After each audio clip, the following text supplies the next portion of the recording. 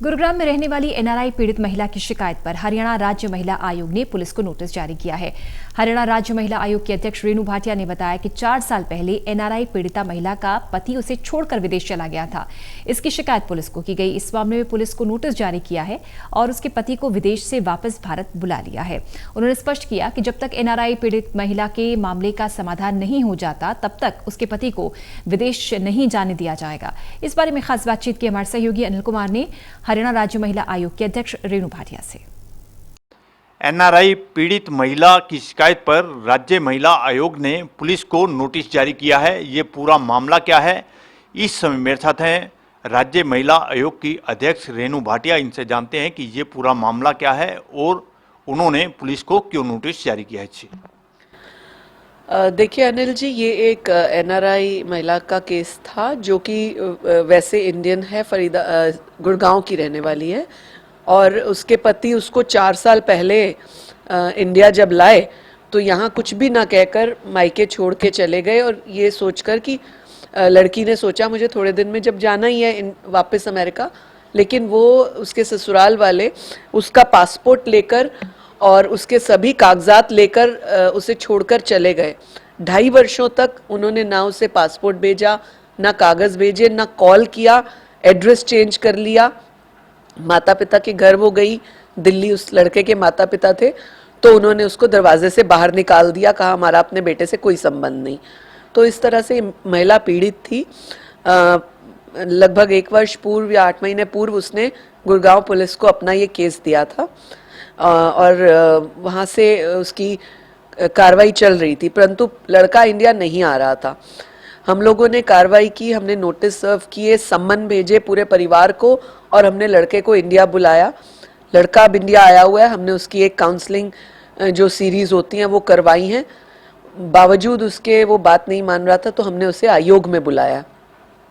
आयोग में हमने उसे हर तरह से बात करने का प्रयास किया और हमने उसे कैप्चर किया। अब हम उस लड़के को रोक कर रखेंगे जब तक वो कोई फाइनल डिसीजन नहीं लेता, क्योंकि इस तरह से हमें सतर्क रहना होगा कि जो लड़कियां बाहर विदेश शादी होकर जाती हैं वो लड़के उनको इंडिया भेज देते हैं, वापस छोड़ जाते हैं और फिर उसके बाद गायब हो जाते हैं, पासपोर्ट ले जाते हैं। लड़की का 10 वर्ष का वीज़ा अमेरिका का लगा हुआ है। तो इस तरह से कई केसेस सामने आते हैं जिनके ऊपर हम सख्त कार्रवाई करते हैं और इस केस पर भी पूरी कार्रवाई करेंगे।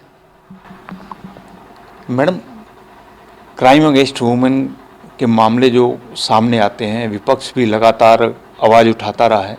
राज्य महिला आयोग क्या कार्रवाई कर रहा है कि ये मामले आगे ना बढ़े? देखिए, अलग अलग तरह के महिला क्राइम के मामले हमारे पास सामने आते हैं। कोई डोमेस्टिक वायलेंस का होता है, कोई किलिंग का भी होता है, इस तरह से मर्डर कर देते अपनी वाइफ का। कई मित्रों के साथ मिला के उसका सामूहिक बलात्कार करवाते हैं। मतलब कई तरह के क्राइम एक परिवार में भी हमारे पास सामने आए हैं। तो इस तरह के मामलों पर हम जो भी सख्त से सख्त कार्रवाई है, कानूनी कार्रवाई जो बनती है, हम उनके खिलाफ करने के आदेश देते हैं। और कुछ ऐसे डोमेस्टिक वायलेंस के मामले होते हैं जिनमें लड़का लड़की को हम अलग से भी बिठाते हैं। ज़्यादातर हमने क्या देखा है कि लड़का लड़की राजी होते हैं पर परिवार के चाचा मामा ताया दोस्त रिश्तेदार ये बहुत ज़्यादा इंटरफेरेंस करते हैं। तो कई बार लड़का लड़की लोगों की सलाह मान कर भी कंफ्यूज हो जाते हैं। तो हमारा प्रयास रहता है कि रिश्तेदार कमरे से बाहर रहें, हम पहले लड़का लड़की से उनकी मन की बात पूछें। और मेरे को लगता है आधे से ज़्यादा मामले ऐसे सॉल्व हो जाते हैं। इसलिए मैं कोशिश करती हूँ कि आयोग की जो टीम बैठती है वो सिर्फ लड़का लड़की को समझाए और परिवार को दूर रखे। मैडम, आपने जब से कार्यभार संभाला है इस दौरान आपने कितने केस निपटाए हैं और कैसे केस जो है आयोग के पास आ रहे हैं? देखिए, मैंने 19 जनवरी को शपथ ली थी और उसके बाद लगभग 7-8 छुट्टियां रही, सैटरडे संडेज, रविदार जयंती और कई अन्य, और 10 दिन मैं बाहर थी। केवल 16-17 दिन मुझे टोटल मिले हैं काम करने को। उनमें हमने 3 जो है हियरिंग सेशंस लगाए हैं।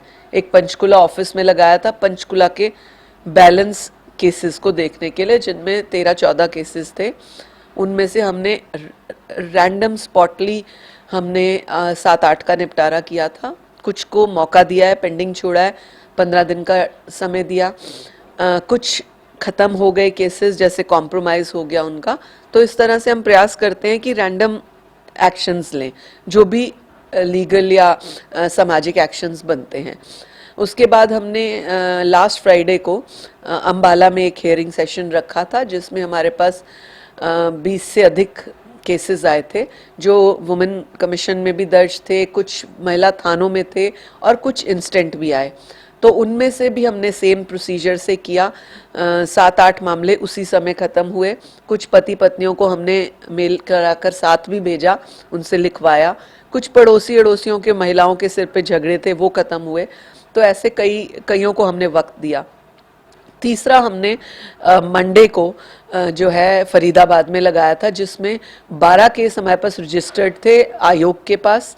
8 केस रैंडम आए और बाकी अन्य केस थानों से थे। तो 35 केसेस हमारे पास वहाँ पर आए थे, जिनमें से लगभग 22-23 केसेस को हमने सॉल्व किया है। तो प्रयास रहेगा कि जितने अधिक से अधिक सॉल्व कर सके, और जो पेंडिंग रहते हैं उनको हम 15 दिन या 20 दिन की कार्रवाई करा के दोबारा समय देते हैं। ये थी मेरे साथ राज्य महिला आयोग की अध्यक्ष रेणु भाटिया। इन्होंने बताया एनआरआई पीड़ित महिला की शिकायत पर उन्होंने पुलिस को नोटिस जारी किया है। इसके साथ साथ उन्होंने ये भी बताया कि जो उसका पति विदेश में था उसको इंडिया बुलाया गया है, और जब तक ये मामला हल नहीं हो जाता तब तक लड़के को विदेश नहीं जाने दिया जाएगा। Anil Kumar, total news, Chandigarh.